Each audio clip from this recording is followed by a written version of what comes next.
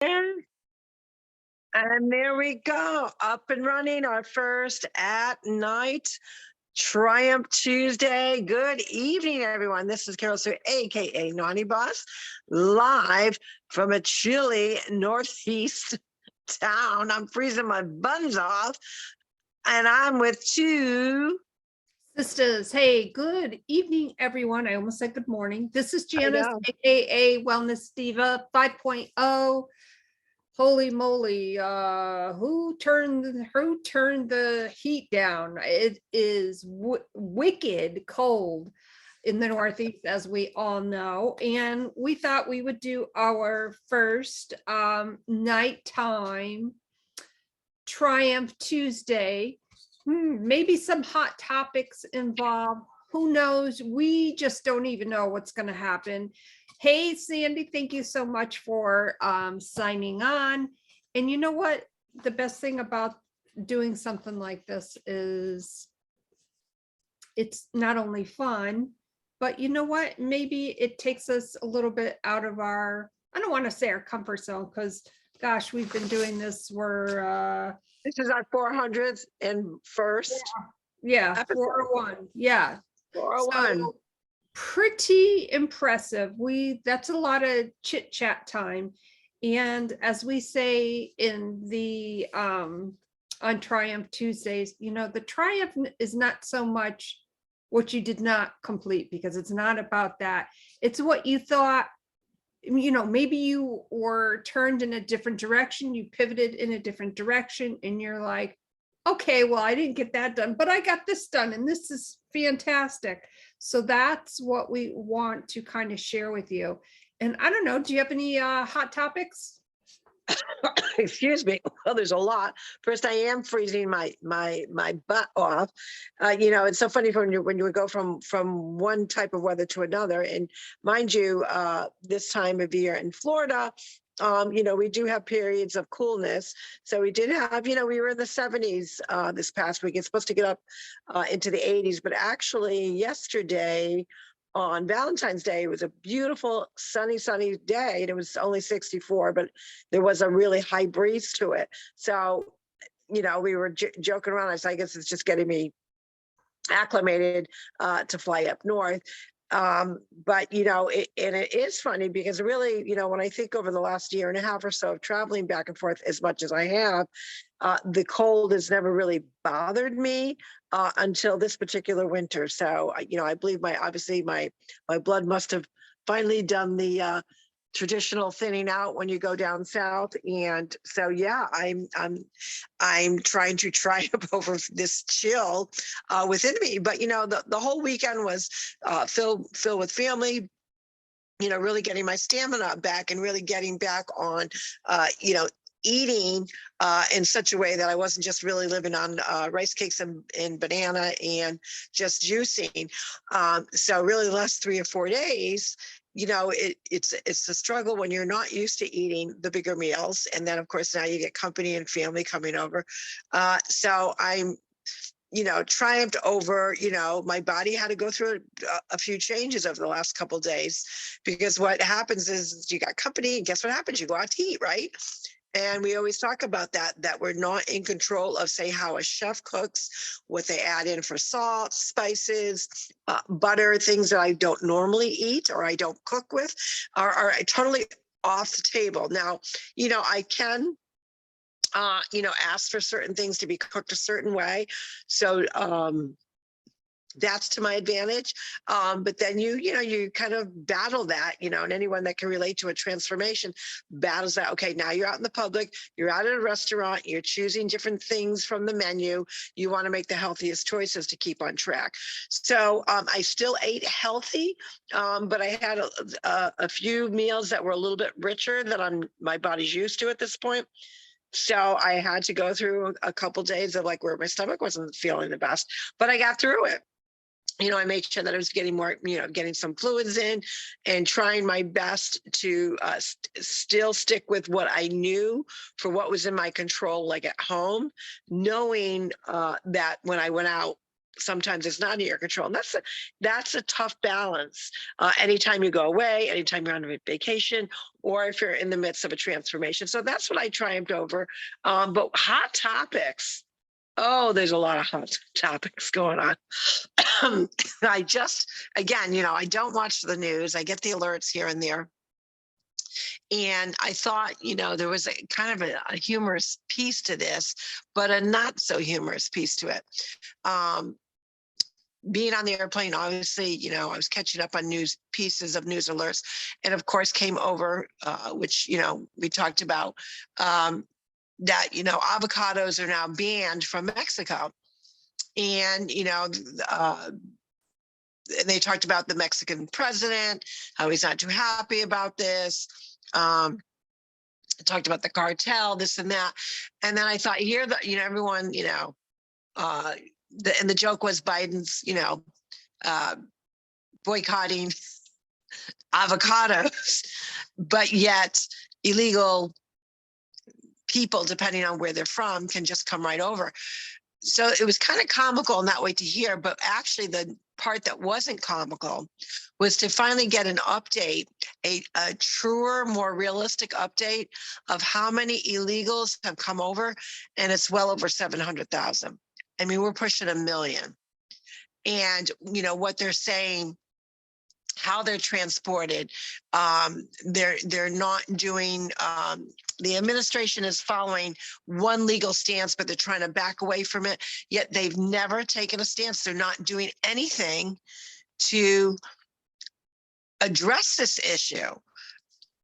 And it's just, just a total, denial of what is going on, actually infiltrating communities during the night. So those residents of those communities do not know that these illegal aliens are coming in.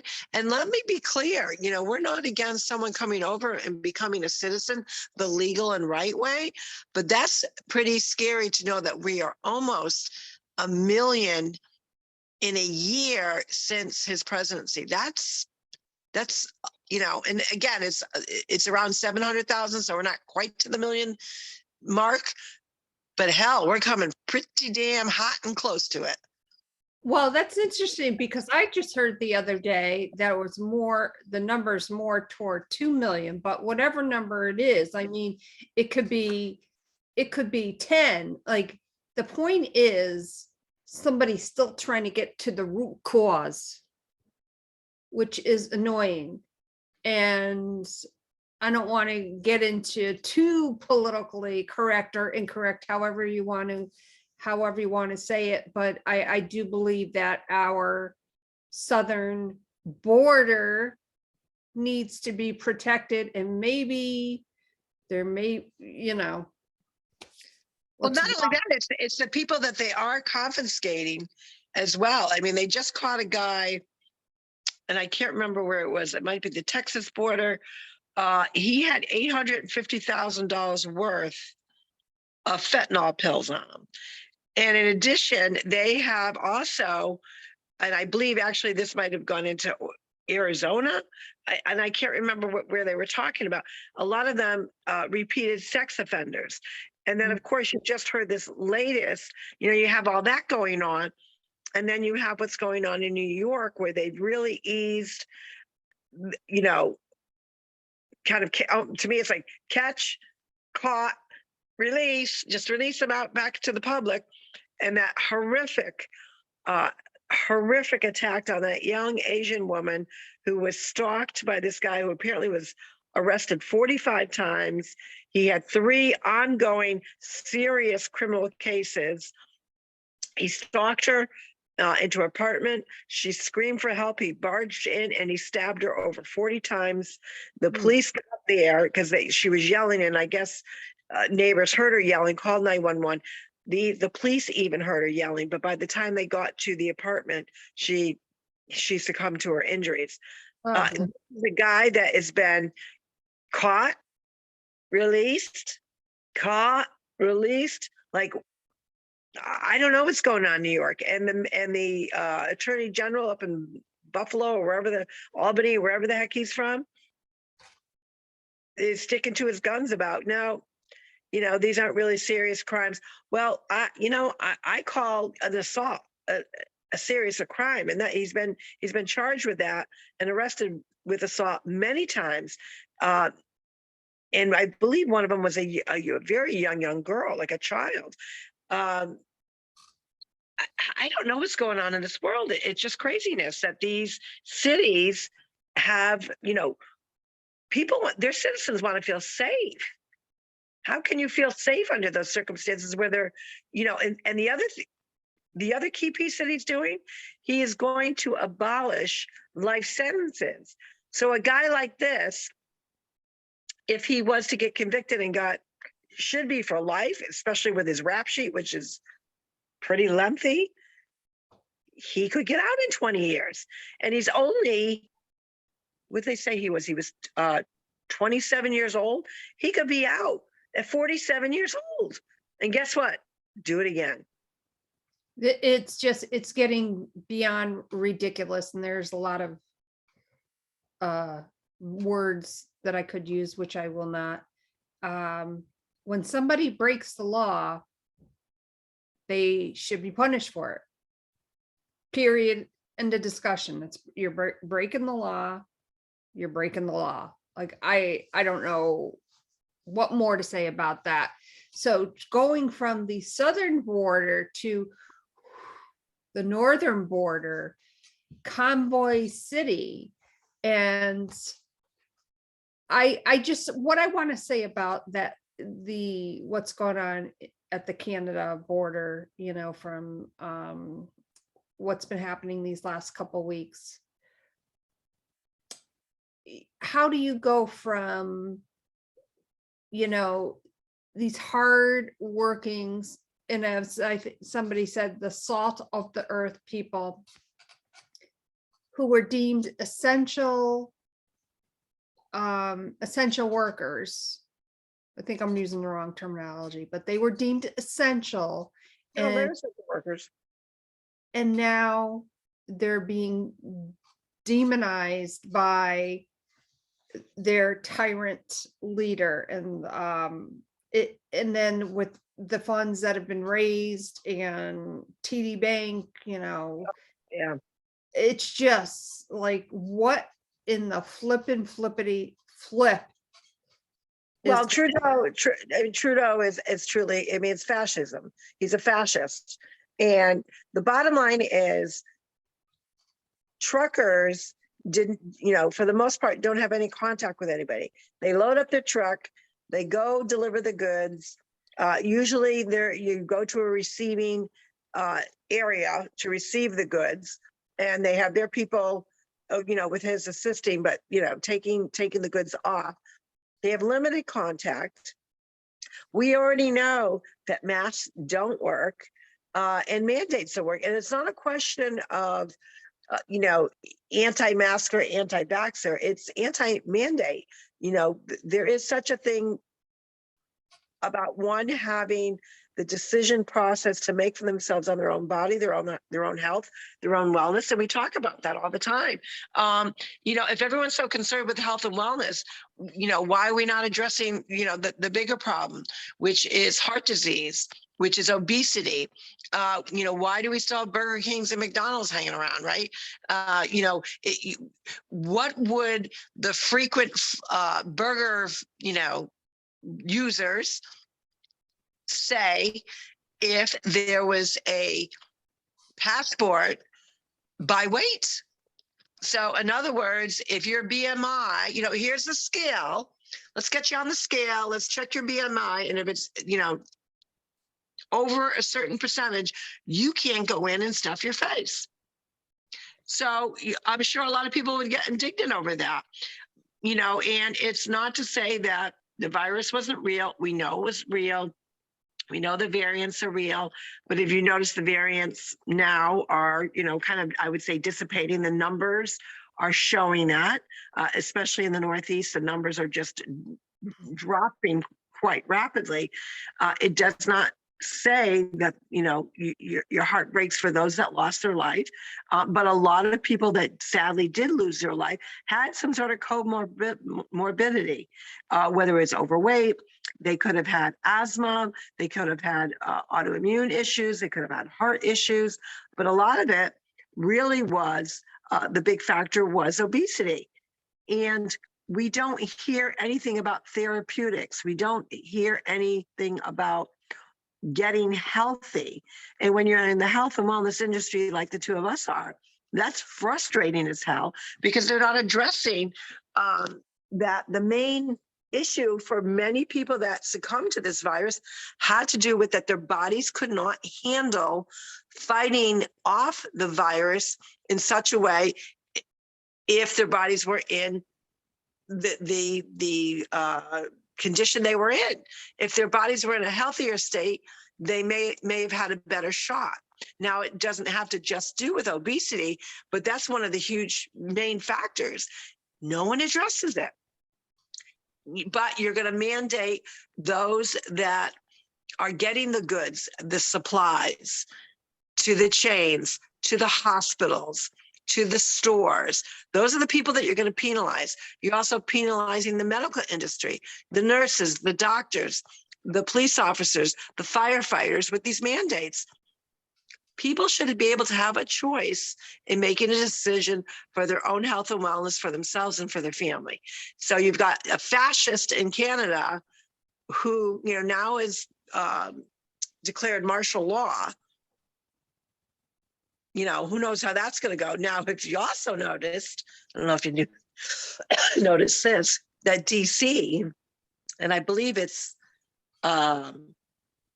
I don't know the exact date, but supposedly now DC is going to reverse their mandate on masks and vaccinations and all of that. Why is that? Because they got wind that there was a convoy of trucks coming from California and a convoy coming from the South, heading all to DC. Well, now, isn't that interesting? And kind of turning the conversation a little bit.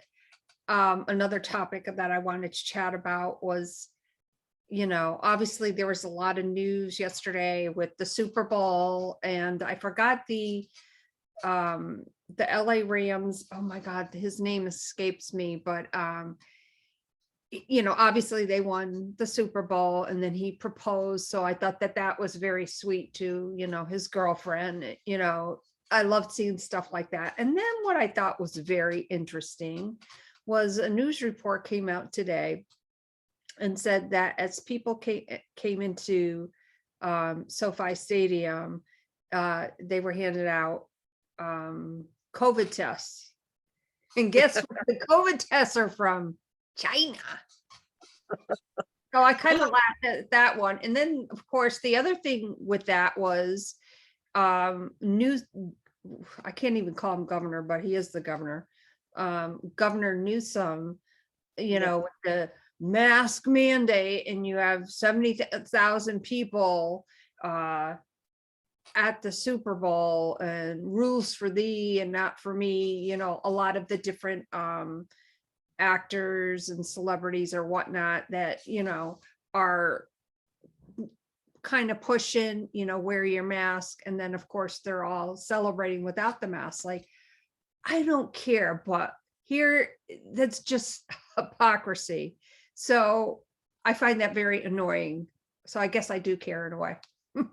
Well, it is. I mean, there was a meme going on where it really showed, obviously it was from a drone, the picture of the stadium looking down, and they go, LA today. And then another picture, LA Monday morning, with everyone being masked up. It doesn't make sense. There is no common sense running this country. There's no common sense running New York. There's no common sense running California, just to name a few. There's no common sense running even in Massachusetts. There's just no common sense that if you follow the science, like even today, I went into a dance studio to watch Little Princess Ray Ray practice her ballet. And a lot of the parents there were masked up. And of course I walk in there and, hell, this naughty bus is not going to be masked up. nor will I. And, you can see them like staring, like, who's this woman? And she's not wearing a mask. Now, one person had it down under their chin. Another one must have fumbled with it 30 or 40 times, something cross contamination, you're touching it. Just rip the baby off, rip it off. You want to rip it off. And, again, when people continue to comply to things that are not common sense in mind, guess what? You're not creating change. You're perpetrating and facilitating the fear mongering and or the false sense of security that these masks give. I just say rip them off. There's no need for them. Again, an N95 in its proper way of wearing in an OR, yes, that's where you wear them, but you're not, you do frequently change them, especially if it's a long surgery, they will change them. The reason why splash, germs, whatnot, not only from the patient, but from the doctor or the nurse to the patient. That is a controlled environment because it's a sterile environment. Well, guess what? Dance studios are not a sterile environment. The other funny thing I always find amusing is those that wear the mask in the car by themselves. I must have ran into I can't even tell you how many people. Like, do you see yourselves? Are you even looking in that rear view mirror just for a second, not to look at the rear, but just to look at yourself? Wearing this mask by yourself in a car. And what I will say about masks is, it's everybody's right or privilege. I get that. And I respect that. But you have to wonder when you're driving by somebody and they are the only person in the car wearing their mask. Now, I've heard people say, oh, I'm so used to wearing it and it keeps my face warm. I get that. But if we're supposed, well, up here, I've heard it a lot. But the thing is, if we're supposedly following the science, we're not following the science, and always wearing the mask when you're in public places. I mean, I get that too. I get why people do that. But if you're like touching everything, so I think there's a cross contamination in different ways. In other words, in mannerisms, in the habits, in feeding the monster, meaning that people they want to be politically correct. I've heard that, and I'm like, I'm not going to be politically correct at the risk of if we're following the science, I don't need to wear it. But not only that, keeping on a mask for that, for any length of time, you're breathing your own bacteria in now. Right. That creates another whole gamut of health issues. And, sadly to say, I don't think we really fully understand the long-term effects that this has from that perspective of breathing in toxins. But also, masking the children for as long as they have, the children being the least amount to get the virus, but in addition, they're the most that are likely to recover quite quickly. So you've got a segment of the population that you've penalized. Now we understand that they were penalized within the school districts because there was COVID money, federal money, state money hanging over the hands of these districts that just wanted to pluck all the funds. And the only way they could do that was to keep this perpetrating that this pandemic was going to just keep going on indefinitely. But what are the long-term effects from a health and wellness perspective of the isolation, of the depression, of the remote learning?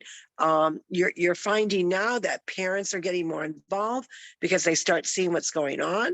They're now looking at lessons plans. You've got all the CRT and comprehensive sex education, social emotional learning, all these things that are being pushed upon children in such a way that are being intertwined into academics that are really going to impact the minds of those children.